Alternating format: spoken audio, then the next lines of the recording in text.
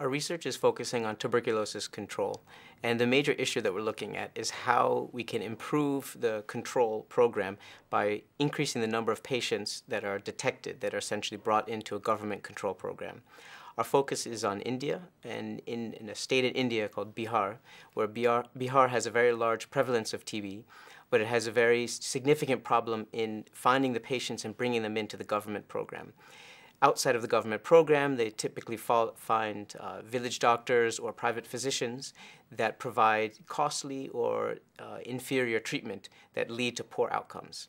So what we're looking at is, can we design incentives that will be given to either the village doctors or community health workers, and through these incentives, they will choose to refer these patients to the government program.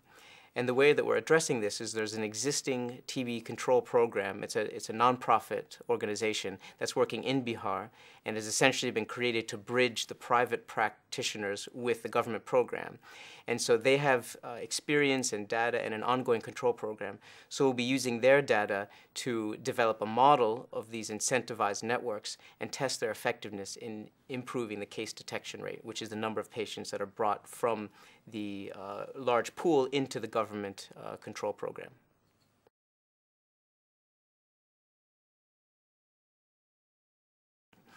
Through the research, what we hope to do is deliver 4 different final outcomes. And what we'd like to have is, first, a good detailed understanding of how an existing program that uses these incentives works. So we'll know about the program costs, about how effective they are, about how well they can engage existing private healthcare practitioners, particularly these village doctors and community healthcare workers. So this data is one, I think, important source of data that will help create new policies regarding TB control.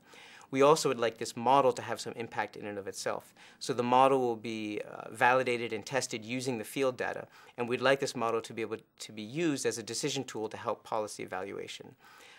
The model can be run for experiments, and we'll be using these experiments also to create policy recommendations for the national TB program. So we'd like this combination of grounded field data, a rigorous model, and then policy recommendations based on model experiments and the field program to give some very good insight in how you would improve TB case detection and eventually reduce the incidence of new cases.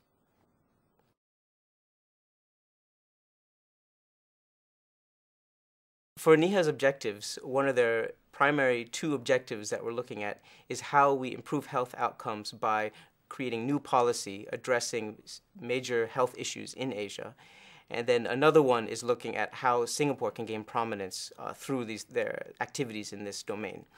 So our project focuses very centrally on how we improve policy for very serious health concerns. Tuberculosis in the world is still a very serious concern. We have close to over 9 million cases each year globally, and around more than 1/3 of those are in India. And so this is a very large number of cases. And so our program, in terms of the impact it will have, addresses a very serious concern.